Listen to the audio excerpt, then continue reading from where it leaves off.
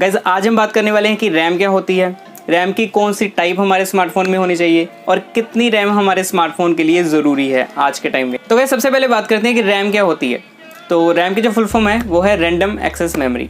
और अगर आप इसको थोड़ा डिटेल में समझोगे तो मान लीजिए अगर आप एक असाइनमेंट बना रहे हो और उस असाइनमेंट के लिए आपको pen, pencil, glitters, scale, rubber और भी बहुत सारी चीज़ों की ज़रूरत है और ये सारी की सारी चीज़ें आपके बैग में बगल वाले रूम में पड़ी हैं। और मान लीजिए अब आपको एक पेन की ज़रूरत है, आप अपने कमरे में जाओगे और बैग में से निकाल कर पेन को ले आओगे और अपना काम कर लोगे।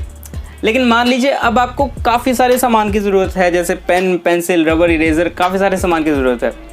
अब आप उन सभी सामान को उठाओगे और अपने पास लेकर आओगे ताकि आपको जिस चीज़ की ज़रूरत पड़े आप उसे उठाओ और अपना काम फटाफट ख़त्म कर लो। और बाद में जब आपका काम पूरा हो जाएगा आप उसे उठाकर वापस से अपने बैग में बगल वाले कमरे में रखाओगे। अब ठीक कुछ ऐसा ही आपकी फ़ोन की रैम के साथ होता है।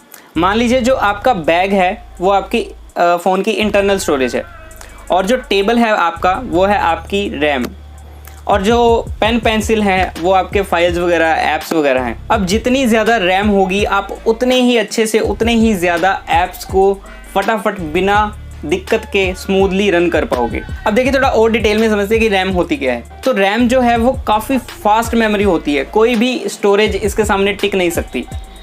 जैसे कोई हार्ड डिस्क होगी या फिर कोई इंटरनल मेमोरी होगी या आपका मेमोरी कार्ड हो गया, तो वो काफ़ी स्लो होते हैं रैम के कंपैरेटिव। रैम बहुत ही ज़्यादा फास्ट होती है।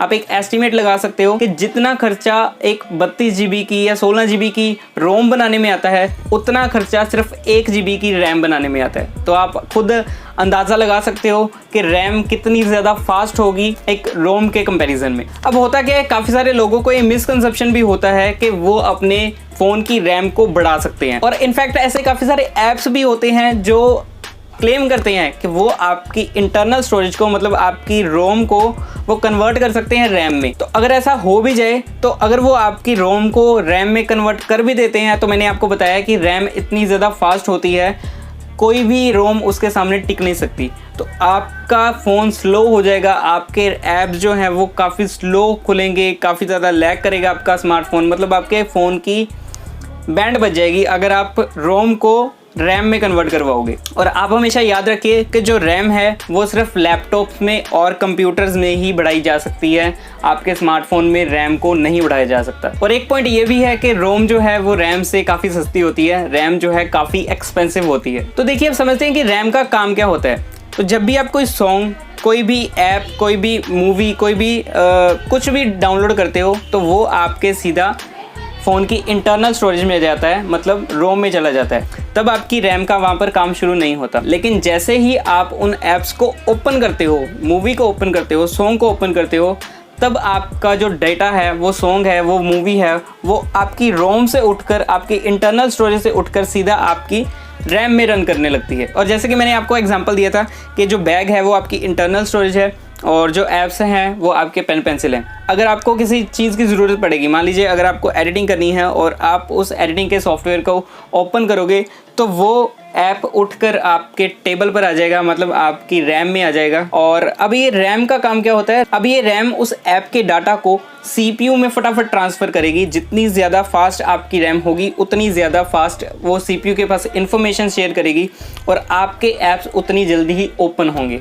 इसीलिए कहते हैं कि रैम ज़्यादा होनी चाहिए और रैम अच्छी होनी चाहिए। और अगर आपकी रैम कम होगी तो मान लीजिए आपने अपने स्मार्टफोन में 5 ऐप्स को खोला हुआ है और जैसे ही आप छठे ऐप को खोलोगे, 6th ऐप को ओपन करोगे तो आपका फ़ोन, आपका CPU उनमें से 2 ऐप्स को या 1 ऐप को उठाकर बंद कर देगा और जो 6th ऐप है उसको खोल देगा। मतलब आपके फ़ोन में 5 या 6 ऐप्स ही खुल सकते हैं। अगर आप उससे एक्स्ट्रा खोलने की कोशिश करोगे तो वो पिछले वाले ऐप्स उठाकर बंद कर देगा और नए वाले ऐप्स को लाकर स्टार्ट कर देगा। और जब आप उन ऐप्स को दोबारा खोलने की कोशिश करते हो कुछ टाइम बाद तो वो उतना ही टाइम ज़्यादा लेते हैं ओपन होने में, क्योंकि उन्हें रैम में दोबारा से लोड होना पड़ता है। तो अगर आपकी रैम ज़्यादा होगी, अगर आपकी रैम में स्टोरेज की कमी नहीं होगी तो CPU आपकी स्टोरेज को, आपके ऐप्स को उठाकर बंद नहीं करेगा, बल्कि और 10-15 ऐप, 20-25 ऐप जितने भी आप एक टाइम पर ओपन करना चाहते हो वो सभी के सभी एक टाइम पर ओपन हो जाएंगे और आप मल्टीटास्किंग बड़े आराम से कर पाओगे। तो अब बात करते हैं कि रैम की कौन सी टाइप हमारे स्मार्टफोन में होनी चाहिए। आपने काफ़ी सारे लोगों के मुंह से या फिर काफ़ी सारे स्मार्टफोन की स्पेसिफिकेशन में पढ़ा होगा कि LPDDR1, LPDDR2, LPDDR3 या LPDDR4 या 5। तो एक्चुअली ये रैम की टाइप होती हैं। तो जैसा कि इसके नाम से ही पता चल रहा है कि LPDDR, low power double data rate random access memory. तो ये आपके स्मार्टफोन की जो रैम है, ये रैम टाइप आपके स्मार्टफोन की बैटरी को कम कंज्यूम करेगी और आपके ऐप्स को फटाफट लोड करेगी। मतलब इसकी स्पीड ज़्यादा होगी और आपकी बैटरी को कम कंज्यूम करेगा। और जो इनके पीछे नंबर लिखे होते हैं LPDDR1, 2, 3, 4, 4X या 5, तो ये इनकी जनरेशन को रिप्रेजेंट करते हैं कि कौन सी जनरेशन की रैम टाइप है। जैसे LPDDR1, LPDDR2, LPDDR4, LPDDR4X, LPDDR5 जो अभी लेटेस्ट चल रही है, जो अभी फास्टेस्ट बोलूँगा मैं, जो अभी फास्टेस्ट रैम टाइप चल रही है वो है LPDDR5, 5th जनरेशन। अब आप एक एस्टिमेट लगा सकते हो जहाँ पर 3rd जनरेशन की मतलब LPDDR3 की लिमिटेशंस ख़त्म होती हैं, वहाँ पर 4th LPDDR4 की लिमिटेशन शुरू होती हैं। तो आप यहाँ से अंदाज़ा लगा सकते हो कि LPDDR4 LPDDR3 से कितनी ज़्यादा फास्ट हो सकती है। तो आपको एक स्मार्टफोन सिलेक्ट करते टाइम हमेशा ये माइंड में ज़रूर रखना है कि ज़्यादा रैम के साथ 8 GB RAM, 12 GB RAM, 16 GB RAM, 18 GB RAM, ये रैम के साथ साथ जितनी ज़्यादा होगी ये तो बढ़िया है, लेकिन इसके साथ साथ आपको रैम की टाइप भी देखनी है कि रैम की टाइप कौन सी है। अगर मान लीजिए आपने 18 GB की रैम ले ली, 18 GB रैम वाला स्मार्टफोन ले लिया, लेकिन उसकी जनरेशन जो है वो 2nd जनरेशन या 1st जनरेशन यूज़ की गई है, तो आपके स्मार्टफोन में ऐप्स तब भी लैग करेंगे और अच्छे तरीके से परफॉर्म नहीं कर पाएंगे। तो रैम का ज़्यादा होने के साथ साथ उसकी रैम की क्वालिटी, रैम की टाइप भी देखनी ज़रूरी है कि रैम की कौन सी टाइप है। तो अब बात करते हैं कि रैम कितनी हमारे स्मार्टफोन में आज के टाइम में होनी चाहिए। तो जो आज के टाइम में जो एवरेज रैम है हर एक स्मार्टफोन में होनी ही चाहिए, तो वो है 4 GB, 4 GB की रैम आज के टाइम में हर एक स्मार्टफोन में होनी चाहिए।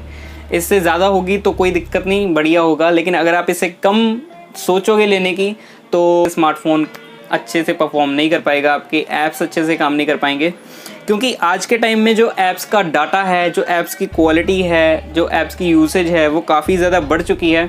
लाइक PUBG, COD और WhatsApp, Facebook ही एक टाइम पर काफ़ी ज़्यादा रैम को कंज्यूम करते हैं। तो आपको एक अच्छी रैम लेनी है, मतलब कि आपको 4 GB रैम तो मिनिमम लेनी ही लेनी है। अगर आप इसे 6 GB की रैम, 8 GB रैम, वैसे आपका काम तो 4 GB रैम में चल जाएगा, लेकिन अगर आप एक हैवी गेमर हो, एक अच्छी रैम, ज़्यादा स्मूथ अपने फ़ोन को चाहते हो, तो आप 6 GB की रैम भी ले सकते हो, 8 GB की रैम ले सकते हो।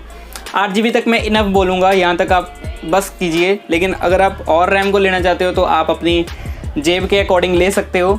तो वो जितनी ज़्यादा आप बढ़ाते जाओगे उतना ज़्यादा आपकी पॉकेट में से पैसे ज़्यादा निकलेंगे। तो रैम ज़्यादा लोगे तो कोई इसका नुकसान नहीं है इन फ्यूचर। वैसे इन फ्यूचर की क्या बात करनी है, आजकल स्मार्टफोन को कोई 1 या 2 साल से ज़्यादा चलाता नहीं है। तो आप 8 GB की रैम ले सकते हो और वो अच्छे से आपके स्मार्टफोन्स के ऐप्स को रन कर पाएगी और आपका स्मार्टफोन बिल्कुल भी लैग नहीं करेगा। एक चीज़ पर ये स्मार्टफोन सिर्फ डिपेंड नहीं होता, आपको काफ़ी सारे और भी पॉइंट्स होते हैं एक स्मार्टफोन के अच्छी परफॉर्मेंस के। तो मिलते हैं किसी और ऐसे इंटरेस्टिंग वीडियो में। Till then keep smiling and be healthy.